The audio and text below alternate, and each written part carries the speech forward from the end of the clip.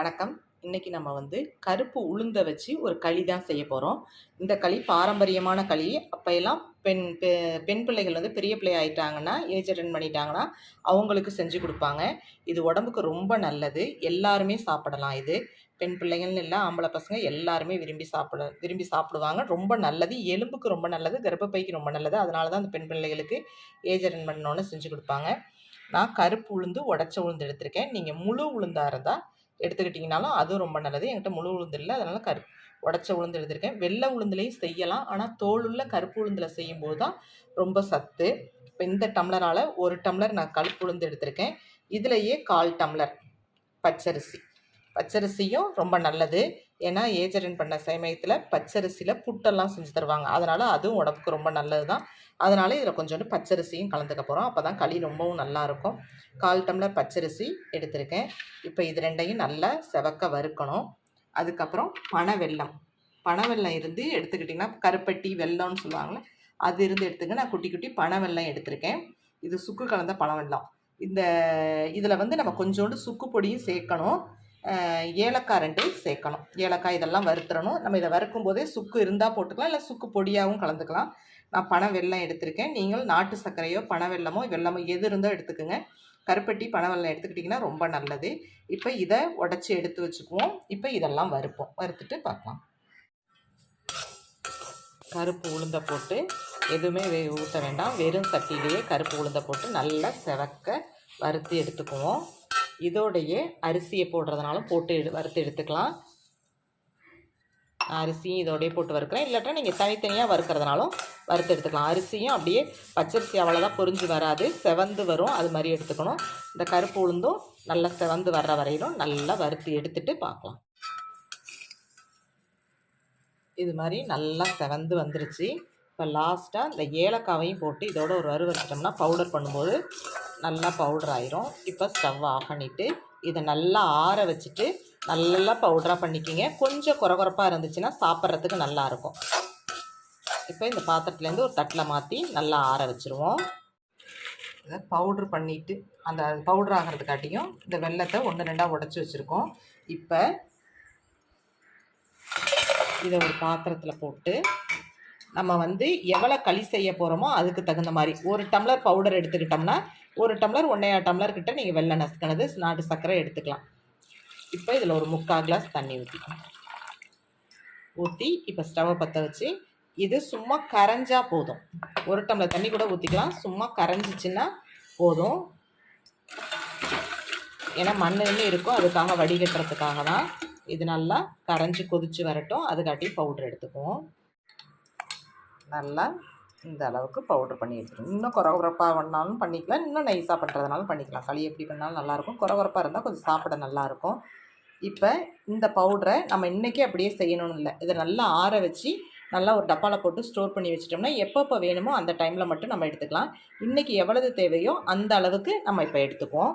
நான் இந்த டம்ளரால் 1 tumbler powder எடுத்துக்க போகிறேன். இப்போ ஸ்டவ்வை பற்ற வைக்காமல் இந்த எண்ணெய் சட்டியிலேயே இந்த பவுடர் 1 டம்ளரு.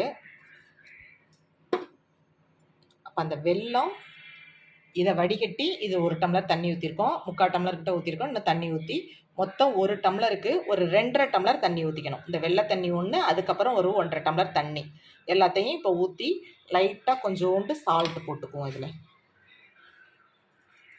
அப்போ தான் இனிப்பை நல்லா எடுத்து கொடுக்கும். கொஞ்சோண்டு சால்ட் போட்டுட்டு இப்போ இந்த வெள்ளை தண்ணியை வடிகட்டி ஊற்றிட்டு பச்சை தண்ணியில் ஒரு 1.5 டம்ளர் ஊற்றினோம்னா 2.5 டம்ளர் தண்ணி. இது எல்லாத்தையும் ஒன்றா நல்லா கரைச்சிக்கிட்டு அதுக்கப்புறம் ஸ்டவ்வை பற்ற வைப்போம். 1க்கு 2.5 டம்ளர் தண்ணி ஊற்றிருக்கேன். இது மாதிரி ஒரு விஸ்கை வச்சு ஃபஸ்ட்டு நல்லா கரைச்சிக்குங்க. கட்டி பிடிக்காது. நல்லா வறுத்து பவுடர் பண்ணது தான். இருந்தாலும் பிகினர்ஸ்க்காக நல்லா ஃபஸ்ட்டு கரைச்சிக்கிட்டு அதுக்கப்புறம் ஸ்டவ்வை பற்ற வைங்க.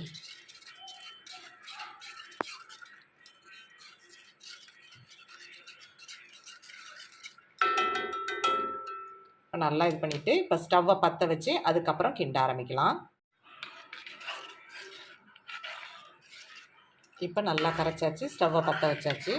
இப்போ நல்லா கைவிடாமல் நல்லா கிண்டி திக்காக ஆக்கி வரணும். நல்லா அப்படியே கிண்டிகிட்டு இருக்கணும்.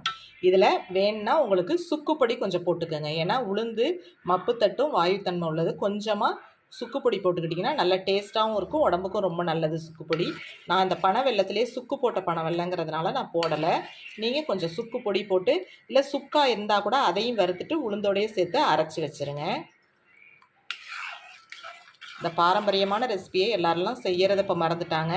முன்னெல்லாம் எல்லாரும் அந்த காலத்தில் பாருங்கள், இதெல்லாம் நம்ம இப்போ எலும்பு தேஞ்சிருச்சு, கால்சியம் சத்து இல்லை அது இதுங்கிறோம். இது மாதிரி தான் செஞ்சு எல்லோரும் சாப்பிட்டுட்டாங்க. கர்ப்பப்பைக்கு ரொம்ப நல்லது. அதனால தான் பெண் பிள்ளைகளுக்கு இது செஞ்சு கொடுக்க அந்த அப்பையெல்லாம் ஏஜ் அட்டன் பண்ணிட்டா தொடர்ந்து இதை செஞ்சு கொடுப்பாங்க. இதில் கிண்ட கிண்ட நம்ம நல்லெண்ணெய் ஊற்றி கிண்டணும். நல்லெண்ணெய் தான் ரொம்ப நல்லது. நல்லெண்ணெய் உடம்புக்கு ரொம்ப நல்லது. அதனால் இதில் நல்லா திக்காகி வந்தோடனே நல்லெண்ணெய் ஊற்றி கிண்டணும். இப்போ இதை கிண்டிக்கிட்டே இருப்போம். இதை பாருங்கள், இந்த அளவுக்கு நல்லா திக்காகி வரணும். வர வர என்ன பண்ணணும், நல்லெண்ணெய் சுற்றிலும் நல்லா ஊற்றலாம். தாராளமாக நல்லெண்ணெய் ஊற்றியே இந்த களியை சாப்பிடும்போது கூட நல்லெண்ணெய் ஊற்றி கொடுக்கலாம். எப்படி அல்வாவுக்கு நம்ம நெய்யை ஊற்றி ஊற்றி கிண்டுறோமோ அது மாதிரி இதுக்கு நல்லெண்ணெய் ஊற்றி கிண்டணும். நல்லெண்ணெய் உடம்புக்கு ரொம்ப நல்லது. நல்லெண்ணெயை ஊற்றி ஊற்றி கிண்டி திக்கான பதத்துக்கு வந்தோடனே இறக்கிற வேண்டியது. இப்போ இந்த பக்குவம் வந்தோடனே இப்போ களியை ஆஃப் பண்ணிடலாம். அவ்வளோதான், ஸ்டவ் ஆஃப் பண்ணிவிட்டு களியை எடுத்து பரிமாற வேண்டியது தான். களி சூப்பராக ரெடி ஆயிடுச்சு. பாருங்கள் எவ்வளோ அழகாக ஒட்டாமல் விழுகுது பாருங்கள். இது மாதிரி நல்லா சாஃப்டாக இருக்கும். இதில் இப்போ நடுவில் நல்லெண்ணெய் ஊற்றி வச்சுட்டு அதோடு சேர்த்து சாப்பிடணும். அப்போ தான் ரொம்ப நல்லாயிருக்கும். இது மாதிரி களியோட நல்லெண்ணெய் ஊற்றி கலந்து வச்சு சாப்பிடும்போது ரொம்ப நல்லதும் கூட, ரொம்ப டேஸ்ட்டாகவும் இருக்கும். இது மாதிரி நல்லெண்ணெயை கலந்து எடுத்து சாப்பிட வேண்டியதுதான். இது பொம்பளை பிள்ளைங்கன்னு இல்லை, ஆம்பளை பிள்ளைங்கன்னு இல்லை, எல்லாருக்குமே கொடுக்கலாம். வயசானவங்க முதற்கொண்டு சாப்பிட்லாம். இது இப்போ இடுப்பு எலும்பு வலிக்குது, இடுப்பு வலிக்குது, கால் முட்டியெல்லாம் வலிக்குதுங்கிறவங்க 40 வயசுக்கு மேலே ஆனாலே கால் முட்டி இடுப்பு எல்லாம் வலிக்க ஆரம்பிக்கும். அவங்கெல்லாம் இதை அடிக்கடி செஞ்சு சாப்பிடுங்க. இது சாப்பிட்றது ரொம்ப நல்லதும் கூட. நல்ல கால்சியம் சத்தும் இருக்குது கருப்பு உளுந்துங்கிறதுனால. இடுப்பு எலும்பு நல்லா வலுவாக இருக்கும். கர்ப்பப்பைக்கெல்லாம் ரொம்ப நல்லது. இந்த கருப்பு உளுந்து களி உங்களுக்கு பிடிச்சிருந்துச்சுன்னா லைக் பண்ணுங்கள், ஷேர் பண்ணுங்கள், கமெண்ட் பண்ணுங்கள், சப்ஸ்கிரைப் பண்ணுங்கள். மறக்காமல் பெல் பட்டனை கிளிக் பண்ணுங்கள். தேங்க்யூ.